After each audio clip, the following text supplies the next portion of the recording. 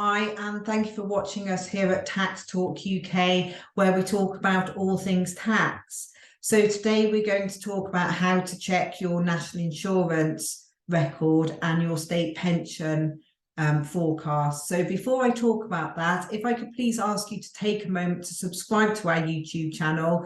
That way you'll easily be able to refer back to this information if you should need to, as well as being able to find other information that we have available on a whole host of topics, all aimed at supporting you in all tax related matters. So on then to your national insurance record and your state pension forecast. So we have talked before and have other videos on how to know whether you're going to get your state pension and how much of it you're going to be getting. And from that, we've been asked to explain how can you get your state pension forecast and how can you check if you have gaps in your record. So the best way and the most simplest way for both of these things is to sign up on gov.uk for a personal tax account. So you will initially need to verify your identity. You can use a passport, driving license, a P60 if you're employed, or your self-assessment. Those sorts of information you'll need to have available, and it's very quick, just takes a couple of minutes to set up a personal tax account, and then you can log into your personal tax account, and as well as being able to see income for the things like any marriage allowance tax credits, all that sort of information, you can also see your state pension forecast.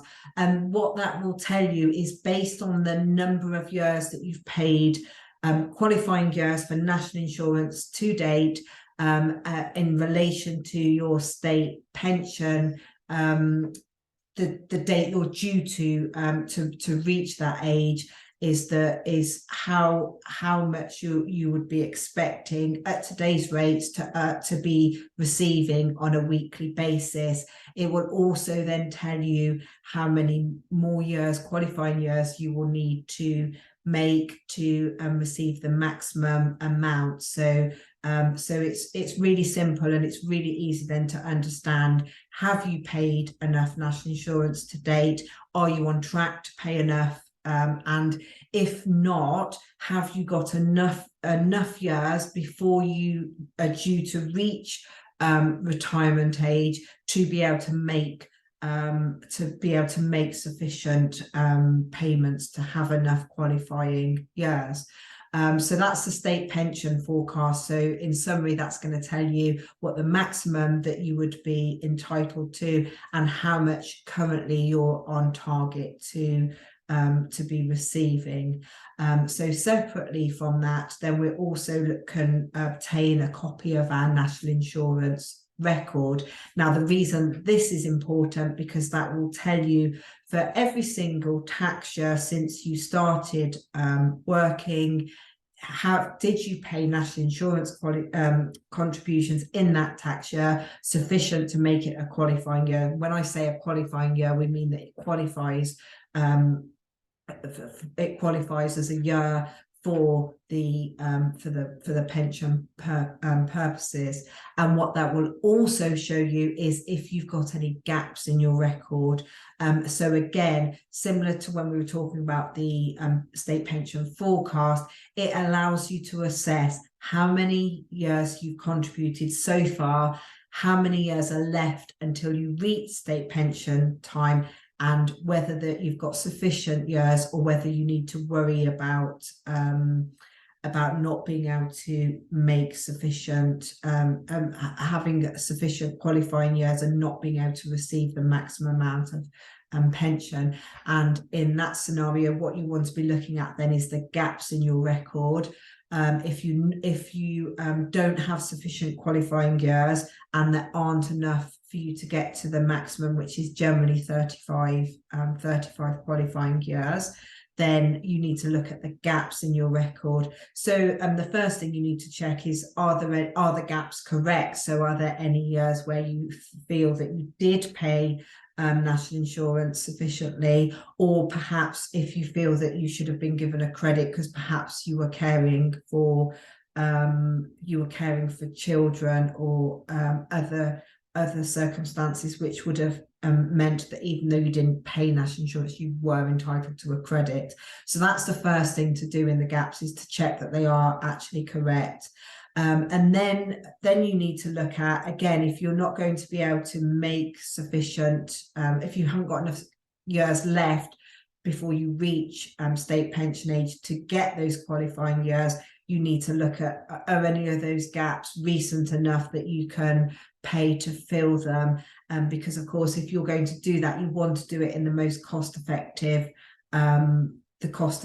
way, and the helpline would be able to help you to work out, this is how much you would need to pay for each of any gaps where you were able to, because you're only able to pay to fill those gaps for a certain amount of time. So generally that is 6 years, but the reason that there's a big focus on it at the moment is because in 2016 the new state pension was launched. There was various changes to the state pension, and there was a transitional period which in effect means that during that transitional period you could pay back, you could go back further than 6 years, so you can actually go back to 2006, but that is due to end. It was due to end at the end of this tax year, but that has been extended till July. So it's just really important. Like I said earlier, it only takes a second to set up a personal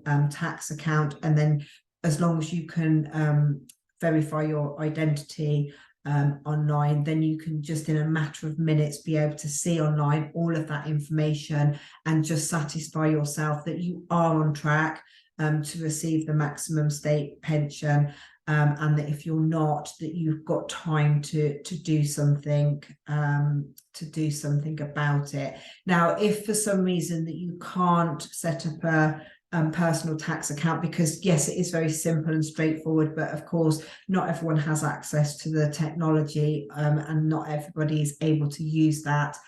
So we do understand that that isn't possible for everyone, and in that scenario you can just simply write to HMRC, ask them for your state pension forecast and your national insurance record, and they will send those out in the post to you. Now, if you are thinking that there could be shortfalls and you potentially need to take advantage of the transitional period, then you really need, and you're going to request it by post, you really need to be doing that urgently, because of course lots of people are doing it. So if you don't have the information in time, you could miss the cutoff. And in the description I'm going to put the link to the section on gov.uk, which will give you the address. So if you do need to write, or you can also phone. Again, the phone lines are generally quite busy, but particularly at the moment, because of the focus on this, because of the transitional period ending, then the quickest way is to do that online. But I will put the link in the description. So just in summary, what we're looking at is we're looking to check our state pension forecast and our national insurance records to make sure that we are on track to get the maximum amount of the qualifying years that we need to receive our full state pension by the time that we reach state pension age. So hopefully that will help, and that will help to pick up any gaps, most importantly, and give you the ability to deal with those gaps before it's too late, and make sure that you can receive the maximum state pension that you can. So thank you very much for watching. As I mentioned earlier, please do take a moment to subscribe to the channel, and if you find the content useful, please do take a second to tick the like button. That does help us to understand which topics the most people are getting their value from, and focus on those for you. Thank you very much. Goodbye.